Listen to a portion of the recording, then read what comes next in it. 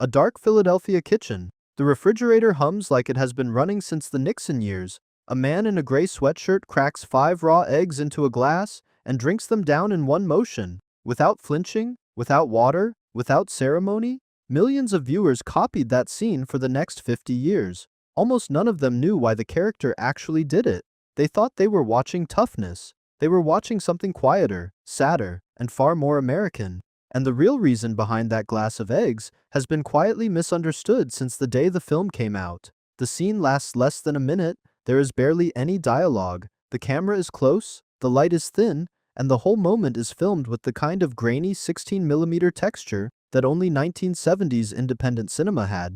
If you watched Rocky in a second-run theater, or later on a warped VHS tape rented from a strip mall video store, that image probably stayed with you. The chipped enamel bowl, the tired eyes, the swallow. What most people did not realize is that the moment was written and shot fast, on a tight independent budget, with no expectation that it would become one of the most imitated scenes in movie history. It was character shorthand, nothing more. The filmmakers were not endorsing a training method, they were telling you, in a few seconds of silence, exactly who this man was, and exactly how little he had.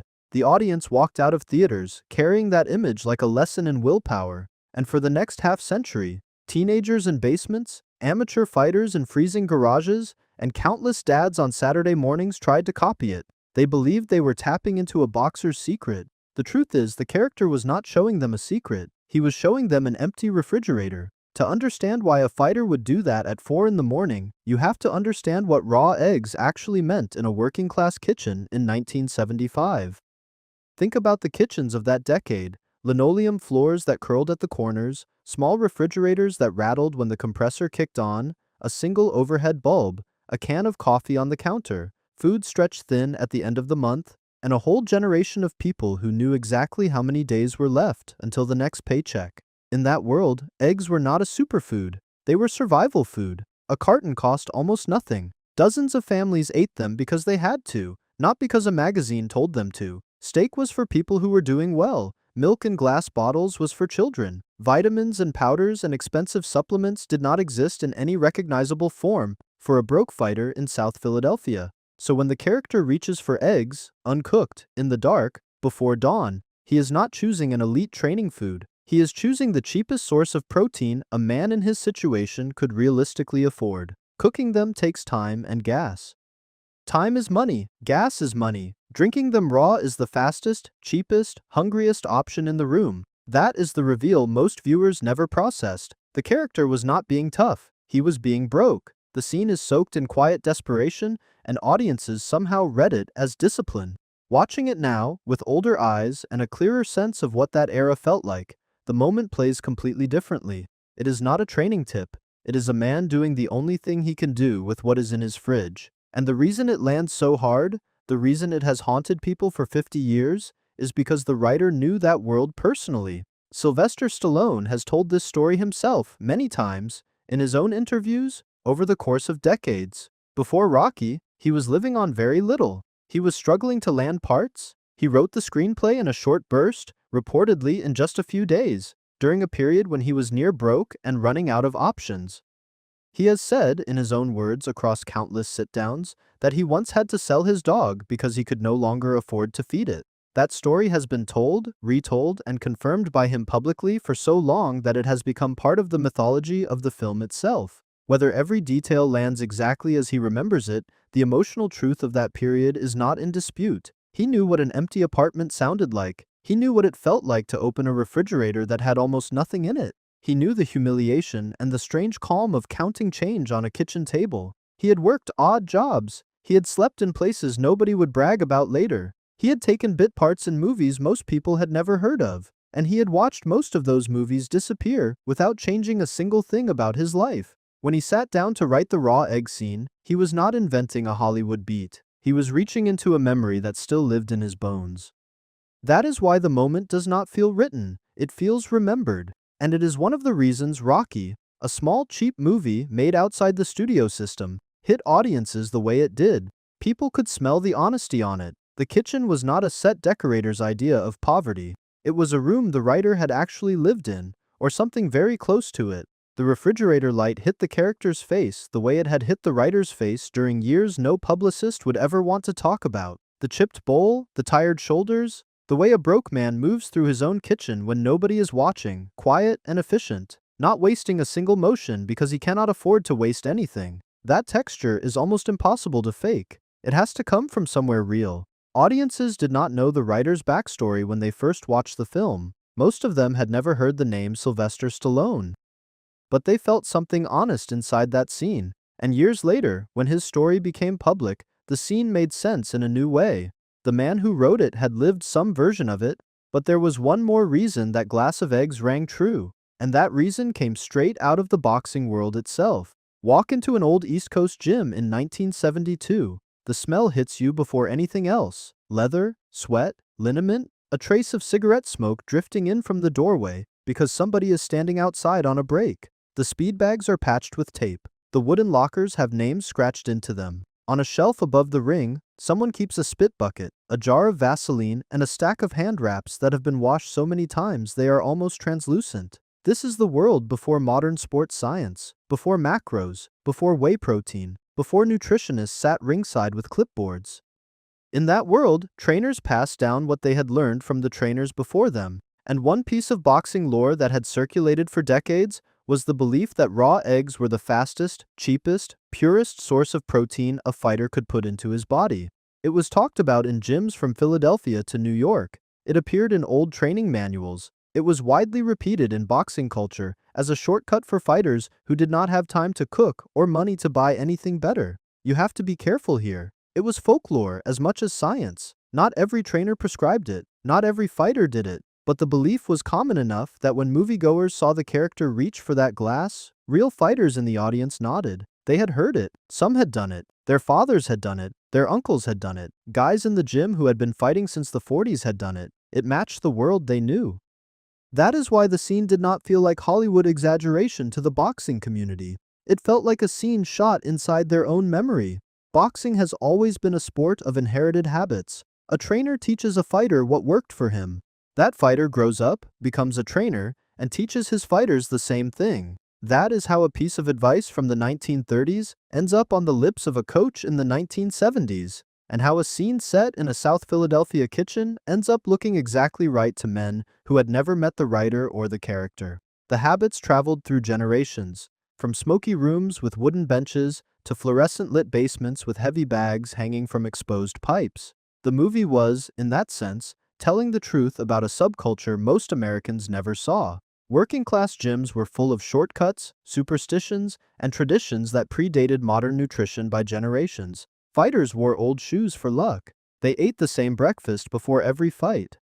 They carried small objects in their gym bags that meant something only to them. Raw eggs were one thread in a whole tapestry of small, stubborn rituals. Yet the strange thing is, the science eventually told a very different story. By the 1980s and 1990s, nutritionists began pushing back on the raw egg tradition. Cooking eggs, they explained, actually made the protein more available to the body, not less. Raw egg whites contained a protein called avidin that interfered with the absorption of certain nutrients. And beyond the biology, there was a simpler problem. Raw eggs carried a real risk of salmonella.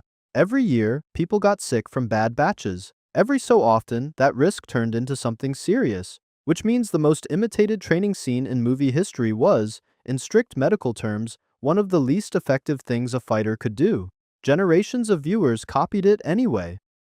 Teenagers in kitchens across America, dads trying to bond with sons, gym rats trying to feel like the character on screen. They cracked the eggs, they held their breath, they swallowed, some of them got sick, some of them told themselves it was working. Nearly all of them believed, for a moment, that they were tapping into something older and harder than themselves. The scene survived cultural memory not because it was correct. It survived because it meant something, and the deeper meaning had almost nothing to do with protein. It lived in something viewers rarely stopped to question: the time on the clock, 4 in the morning. Think about that hour for a second. It is not the hour of elite athletes. Professional fighters in 1975 did not train at 4 in the morning. Their coaches would not have allowed it. Cold muscles, no daylight, no sparring partners, no support staff. That is not how boxing camps worked then, and it is not how they work now. 4 in the morning is the hour of a very different world. It is the hour meatpackers started their shifts. It is when dock workers pulled on their coats. It is when delivery drivers loaded their trucks. It is when bakers were already at the ovens and janitors were already inside empty office buildings. In the Philadelphia of that era, 4 in the morning belonged to the people who kept the city running before anyone else was awake. So when the character trains at that hour, he is not showing off superhuman discipline. He is squeezing exercise into the only slot life will give him. He is training around a job. That single detail communicates an entire economic class that Hollywood had barely put on screen. The night shift worker. The man who runs before the world remembers he exists. The person who has no time inside the daylight hours because those hours already belong to somebody else. Viewers who worked those shifts recognized it instantly. Viewers who did not just felt it in their chest without knowing why. It is the same reason the raw eggs hit so hard. It is not aspiration. It is honesty. The moment is a portrait of a man who has been given nothing except an unfair hour, and who has decided to use it anyway. Think about what 4 in the morning actually feels like in a city in winter. The streetlights buzz, the breath comes out visible, there are no cars, there is no music, there is only the sound of your own feet on the pavement and the cold pressing against your face. It is a lonely hour, and the loneliness is part of the point. The character is not running through a montage. He is running through a version of America that most people only see through a windshield on the way home from a long night. By some accounts of the production, the film's tight budget and short schedule left almost no room for anything decorative. Every scene had to earn its place.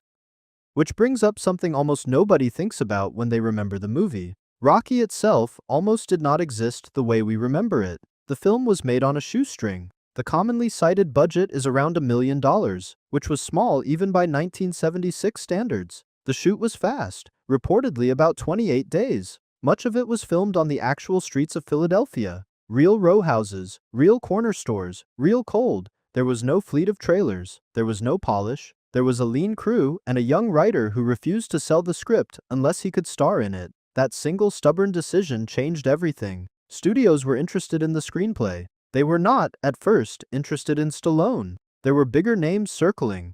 There were offers for the script alone that would have made an unknown writer wealthy overnight. He turned them down. He held the line. He knew that if a major star took the role, the movie would smooth out. It would get glossy. It would find better lighting, sharper suits, cleaner kitchens, and someone else's idea of what a working-class fighter should look like. And in that version, the raw egg scene almost certainly does not survive. A studio version of that morning would have replaced the eggs with something more polished. A protein shake, a training montage, a modern nutritional plan. It would have looked professional and forgettable. The scene endured because the movie was made cheaply enough and stubbornly enough that the small, dirty, truthful moments were allowed to stay in. That is why we still remember it. Not because the film was expensive, but because it refused to be. The movie went on to win Best Picture at the 1977 Academy Awards. It launched a franchise, a training culture, a whole language of underdog storytelling. But the scene that stuck the hardest was not the fight in the ring. It was a man alone in a dark kitchen, drinking eggs before the sun came up. That image outran the story around it. 50 years later, people who have never watched the movie all the way through can still describe the scene. And the reason it still haunts, still lingers, still finds people, has almost nothing to do with boxing. 1976 was the bicentennial year. It was supposed to feel like a celebration. Instead, the country was tired. Inflation was chewing through paychecks. Factories were closing. The war had ended badly. Watergate was still a fresh wound. Cities were struggling. There was a strange, quiet exhaustion in the American mood. And into that exhaustion walked a movie about a small-time fighter from a rough neighborhood who was not going to win, not really, but who got up anyway. The raw eggs became a symbol, but not the symbol people thought. Not fitness, not discipline, not machismo. The symbol was smaller and sadder and more honest than that. It was the symbol of a person with nothing choosing to begin. Choosing to stand up in a cold kitchen before dawn and do the one thing he could still do. That was what the country felt in 1976, and that was what the character gave back to them. Immigrants saw it, working-class kids saw it, amateur fighters saw it, older people who had lived through the Depression saw it and recognized their own parents in it. The image traveled through second-run theaters, through late-night cable, through VHS tapes rented on a Friday and returned late on a Monday, through Saturday afternoon reruns when the whole family was in the room and nobody was really paying attention until that scene came on and everyone went quiet. Something about the moment cut through the noise. There is no dialogue explaining it. Nobody is telling the character to be tough. Nobody is telling him he can win. He is not giving a speech. He is not lifting weights. He is not even in the ring. He is standing in a kitchen at an hour most people are asleep, doing something small and hard and unglamorous, because he decided he was going to. That decision is the whole movie compressed into 30 seconds of film. Watching it now, with older eyes, the scene changes again. It is not a training moment. It is not a diet tip. It is not even really about boxing. It is about dignity at 4 in the morning in a country that had stopped noticing people like him. It is about a man who could have stayed in bed, who had every reason to stay in bed, and who instead cracked 5 eggs into a glass and started his day anyway. Close your eyes and picture the last shot of that scene. The dim kitchen light, the empty glass on the counter, the door closing behind a man walking out into the cold. That door has been closing for 50 years. And somewhere along the way, the most famous training scene in film history quietly stopped being a scene about protein at all. It became a scene about being poor and refusing to stay that way. That is why we still remember it. That is why our parents remembered it. That is why our children will probably remember it too. Not the eggs. The reason.